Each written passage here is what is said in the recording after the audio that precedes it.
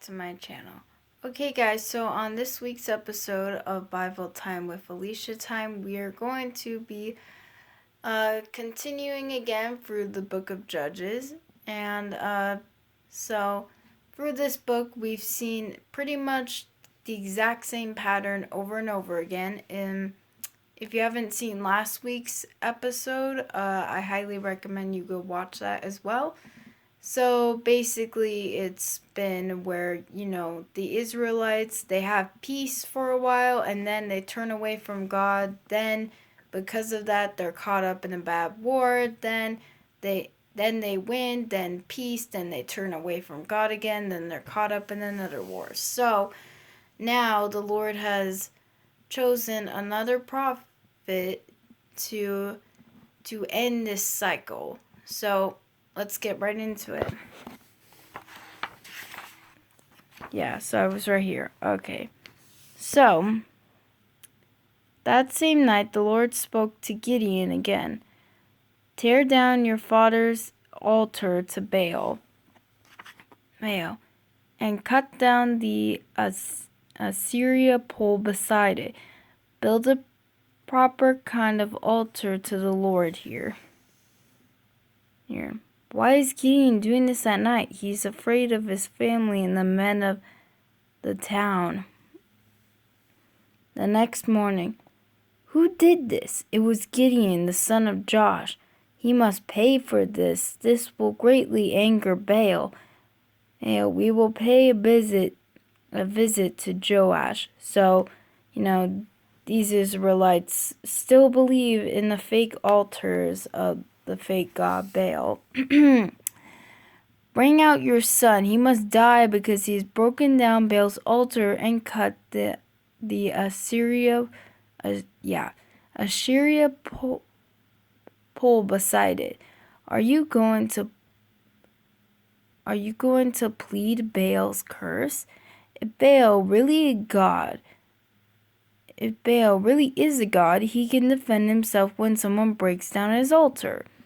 From that day forward, they called Gideon Jerubbaal, which meant let Baal contend with him. But the people of Israel became very afraid. The Midanites, along with the Amalekites and other eastern peoples, crossed over the Jordan River to once again invade the land and leave nothing in their path.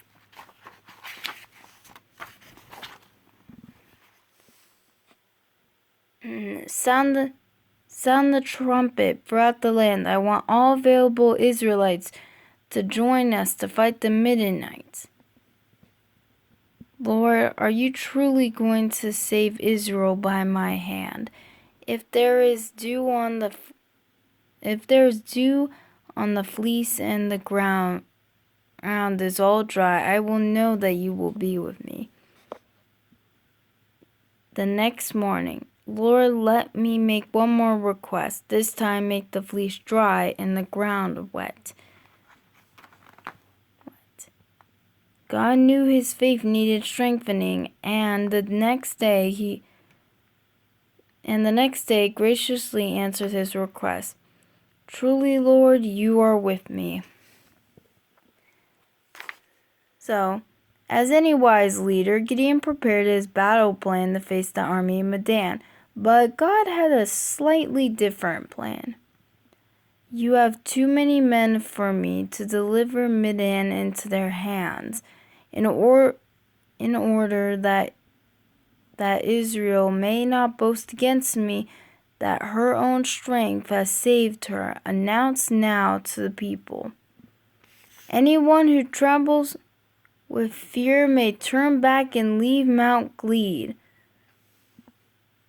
With the 10,000 that were left, Gideon moved on to face Midian.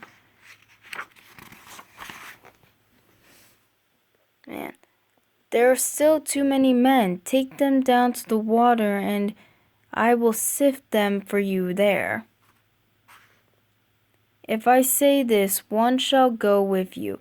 He shall go, but if I say, this one shall not go with you, he shall not go. Separate those who lap the water with their tongues like a dog from those who kneel down to drink. With the 300 men that lapped, I will save you and give the Midanites into your hands. The rest of you men may return to your tents. This will leave us only to 300 men. Give those 300 men the trumpets and the rest of the provisions. Get up, go down to the Midianite camp, because I am going to give it into your hand. If you are afraid to attack, go down to the camp with your servant Parah and listen to what they are saying.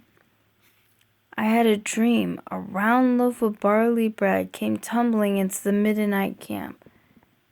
It struck the tent with such force that the tent overturned and collapsed. This can be nothing other than the sword of Gideon. God has given the Midanites and the whole camp into his hand. Truly you have not forgotten your people, Most High God. You have heard my prayer on behalf of your people Israel. Follow me quickly. Get up, the Lord has given the Midianite camp into our hands. Each man is to take a trumpet and a jar, and the jar with a lit torch. Gideon will show us what to do next. Divide the men into 3 companies of 100 men each. Follow my lead. When I get to the edge of the camp, do exactly as I do. Gideon and his men arrived just as they were changing guards for the middle watch. A sword for the Lord and for Gideon. Each man hold your position. Wait, what's going on over there? Oh, they're attacking. At the sounding of 300 trumpets, the Lord caused the men in the camp to panic. They turned on each other in confusion. So the Midanites are basically attacking each other. Call out the other tribes of Israel to join us now before they can regroup. Messengers are on the way to Ephraim, Naphtali, and Manasseh. Have the men of Ephraim seize the Jordan River ahead of the Midanites so they cannot cross over and escape from our hands. Our men have taken the fords. Over there are the heads of Oreb and Zeb, 2 of the Midianite leaders you were seeking. We Ephraimites are your brothers, and you did not call us to fight Midian. What have I accomplished compared to you? God gave Oreb and Zeb into your hands. After satisfying his jealous brothers, Gideon and his exhausted men crossed the Jordan River. They came to the town of Succoth. Give my troops some bread. They are worn out, and we are still in pursuit of the Midnight Kings. Do you already have the helds of Zebab and Zalmunna in your possession? Why should we give bread to your troops? And of course he's mad about that. Just for that, when the Lord has given Zebab and Zalmunna into my hand, I will tear your flesh with desert thorns and briars. Certainly the people of Peniel will come to our aid. For refusing to help my men when I return to Triumphum, I will tear down this tower. 125,000 swordsmen have fallen in the confusion in the Midianite camp. But the Midianite kings Zebab and Zalmunna have regrouped with 15,000 men who were left. The Midanites will have regrouped by now. Our best shot is to surprise them near the route of the nomads east of Nobab. Now the men of Peniel and Succoth will answer to me. So, okay, so we're going to stop right there. So, I really hope you guys enjoyed that. Make sure to like, subscribe, hit the notification bell to get notified whenever I post a new video.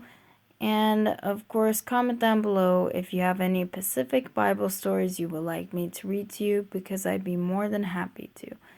So, yeah, we'll just have to see now what happens next week. So, as always, have a good day, and I'll see you guys next time, and may the Lord bless you. Bye.